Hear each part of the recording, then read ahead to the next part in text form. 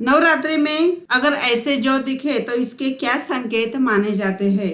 नवरात्रि में कलश स्थापना के साथ जौ भी बोए जाते हैं।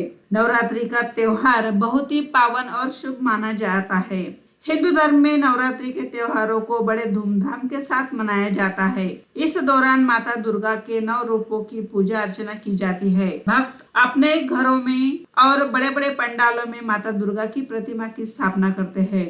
इसके साथ ही नवरात्रि के दिनों में लोग ज्वारे बोते हैं। इनके बिना माता की पूजा अधूरी मानी जाती है। नवरात्रि के पहले दिन से ही जौ बोए जाते हैं। नवरात्रि में जौ बोने के पीछे मान्यता है कि धरती की रचना के बाद जो सबसे पहली फसल उगाई गई थी वह जौ थी। नवरात्रि के 9 दिनों की पूजा विधि के बाद इसको नदी या तालाब में विसर्जित किया जाता है। तो फ्रेंड्स, आइए देखते हैं कि आपके नवरात्रि की जौ कैसे दिखती है और इसके पीछे क्या संकेत माने जाते हैं। तो फ्रेंड्स, यह वीडियो आखिरी तक देखिए और अभी तक आपने क्रिएटिव भगवान को सब्सक्राइब नहीं किया है तो जल्दी ही सब्सक्राइब करके पास वाली बेल आइकॉन को जरूर क्लिक कीजिए। कलश स्थापना में जौ बोना बहुत ही शुभ माना जाता है। जौ को ब्रह्मा जी का प्रतीक माना जाता है। इनकी आराधना से नवरात्रि की पूजा सफल हो जाती है। नवरात्रि में जौ बोने के पीछे मान्यता है कि इसे सृष्टि की पहली फसल माना जाता है। जौ अन्नपूर्णा देवी का प्रतीक माना जाता है। नवरात्रि का पर्व बहुत ही पवित्र होता है। ऐसे में जौ बोने से देवी दुर्गा, देवी अन्नपूर्णा और ब्रह्मा जी का आशीर्वाद प्राप्त होता है। तो फ्रेंड्स, आपको पता होना चाहिए कि जौ क्यों बोए जाते हैं। जौ बोने की प्रथा कई सालों से चली आ रही है। इसे मिट्टी के पात्र में नवरात्रि के पहले दिन बोया जाता है।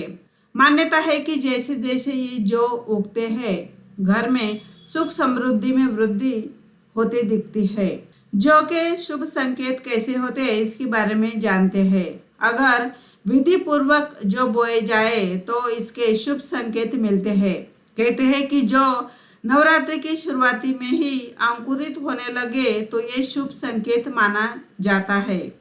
जौ अगर सफेद या हरे रंग में उगे तो ये शुभ सौभाग्य में बढ़ोतरी होने का इशारा माना जाता है।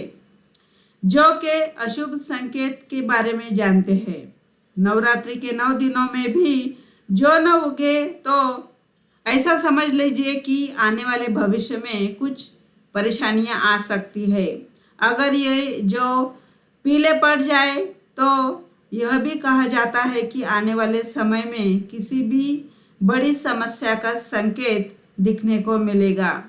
नवरात्रि के पहले आपने बहुत सारे जौ मिट्टी में डाले हैं, लेकिन बहुत ही कम जौ उगते आपको दिखे हैं। जितने आपने जौ बोए उतने नहीं दिखाई दिए। तो ऐसा समझ लीजिए कि आने वाले भविष्य में आपको बहुत मेहनत करनी पड़ेगी और जितनी आप मेहनत करोगे उतनी आपको सफलता प्राप्त नहीं होगी। तो इसके यह संकेत माने जाते हैं। तो फ्रेंड्स, जौ के बारे में यह जानकारी आपको कैसे लगी यह कमेंट्स करके जरूर बताइए। धन्यवाद।